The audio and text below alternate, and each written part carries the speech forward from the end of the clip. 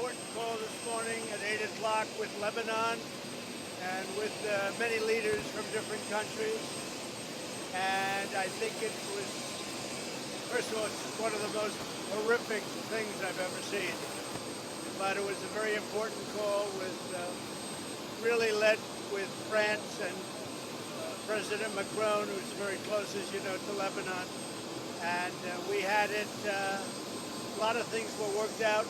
We're going to do a lot of help. Got to help them. A lot of countries are going to be helping.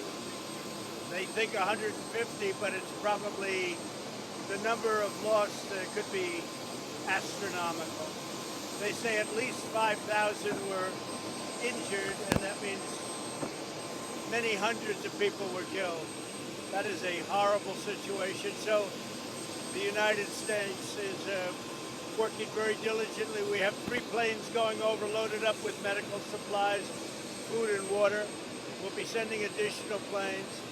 That took place this morning. It was a teleconference call with various leaders from and United Nations from throughout the world. Please, Jonathan.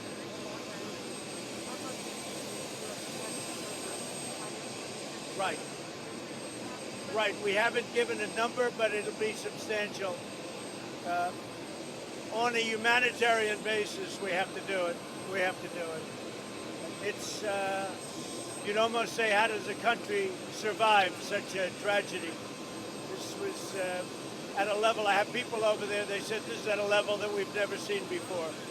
The blast, they've never seen anything like it. So we'll be helping them and substantially. We've had 3 major planes already over with a lot of medical, mostly medical equipment and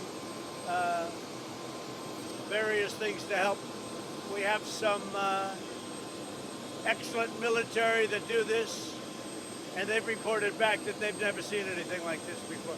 So it's a horrific situation, but we'll help. Yeah.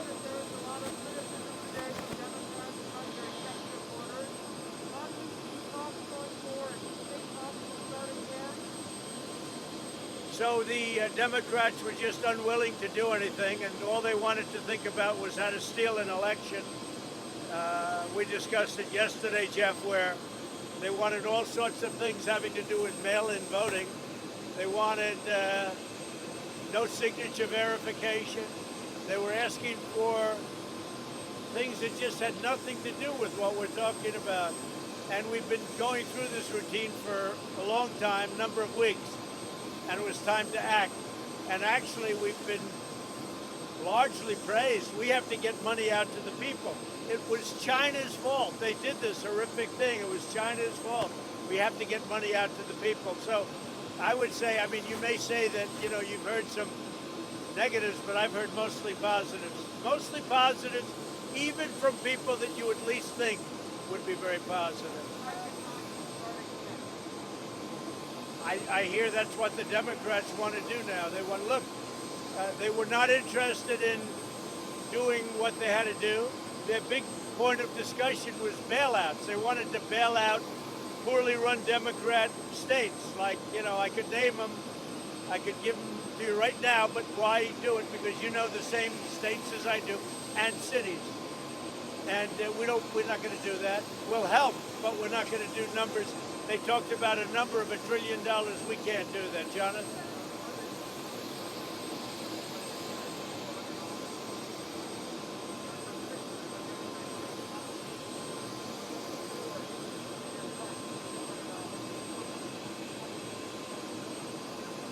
Yeah, we have a system where we can do 100% or we can do 75%. They'd pay 25%, and it'll depend on the state. And they'll make an application, we'll look at it, and we'll make a decision. So it may be they'll pay nothing in some instances. It may be a little bit like the National Guard. You know, the National Guard, as you know, sometimes will pay all of it depending on the tragedy or whatever it may be, the disaster. And sometimes the state will pay 40%, 25%, 10%, or nothing, depending on how it works out. So this will be, we can make a decision on that on individual states with an application. Okay?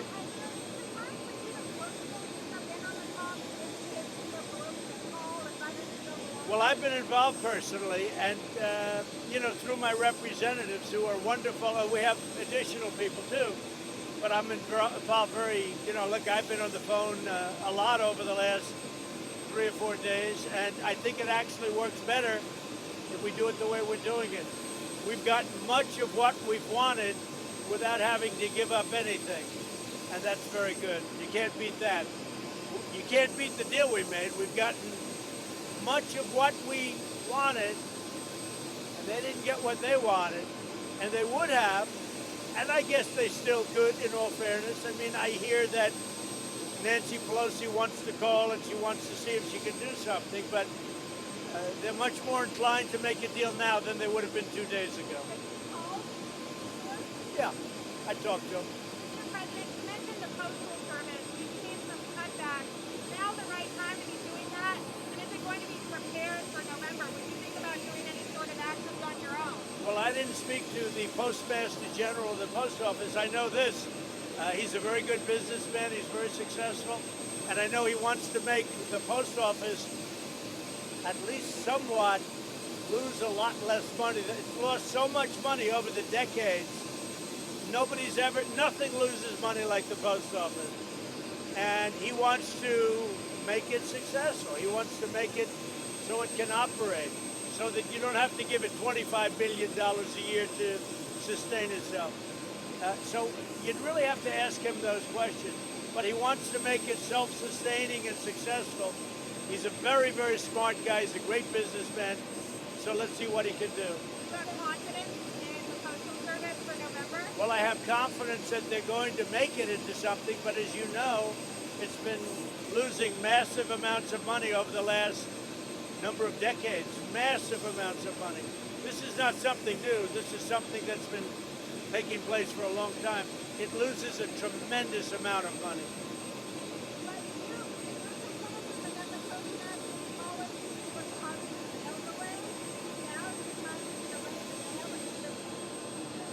Well, in light of the stories that are coming out about all of the problems with mail-in voting, whether it's the congressional race, Carolyn Maloney, in New York where they called it, they don't even have the ballots.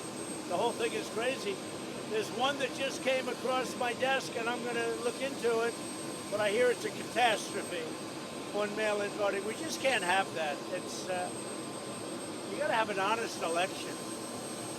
And if it's not going to be an honest election, you have to call them out. Mr. President, you were the home of your friend, Stanley Sura, for the fundraiser. Who passed away due to COVID. Right. And he's a great man. He was a great person. He was a very early supporter. He just thought he was a very successful real estate man. I knew him in New York, one of the most successful.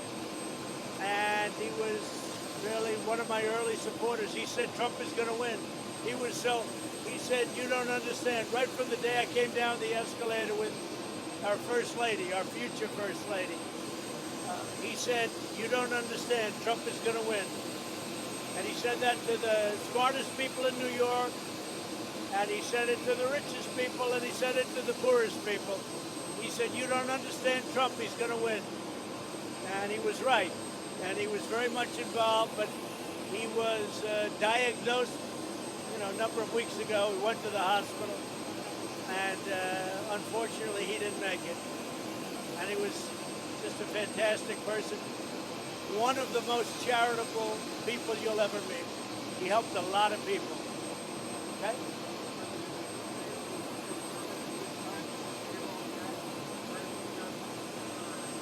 It may be permanent. We're looking into it. Right now, we haven't cut. It's going to a certain time, as you know, and we'll take it out till the end of the year, and then I'm going to make a decision as to, number one, an extension, and number two, making it permanent, and no reimbursement.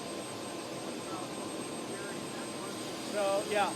Well, what we're doing is we reimburse through the general fund, not through Social Security. This will have no impact on Social Security. We're going to, through the general fund, reimburse. This will have zero impact on Social Security. And I've been constant on that. We protect Social Security. they won't protect it because, you know, it's a beautiful thing what's happening. You look at our markets, how well they're doing, that in a pandemic, we're very close to hitting new stock market highs. And in some instances, as an example, NASDAQ, we've hit the highest it's ever been. I think 14 or 15 days have set records. So that's a great achievement. We're going to have tremendous growth and a lot of good things are happening. But that's going to come out of the general fund, not out of Social Security. Please.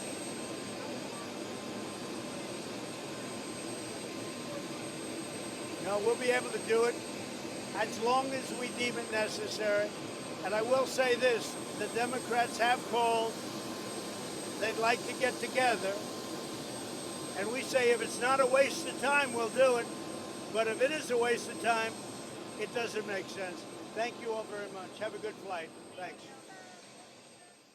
We will make America great again.